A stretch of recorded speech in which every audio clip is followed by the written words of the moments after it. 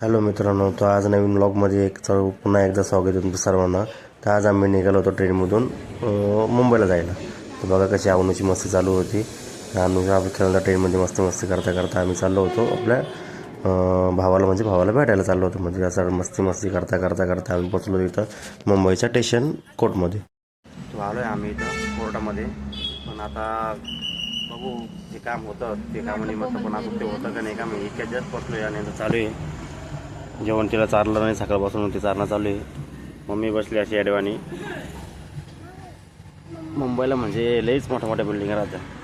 मला कंटिन्यू बाहेर लावू लॉकमध्ये बघू आता त्याचे काम ज्या कामसाठी आलो आहे ते काम लागू होतं का नाही होतं तुम्हाला सांगतो. आम्ही घरी हे बघा कसे दमून थकून बघले.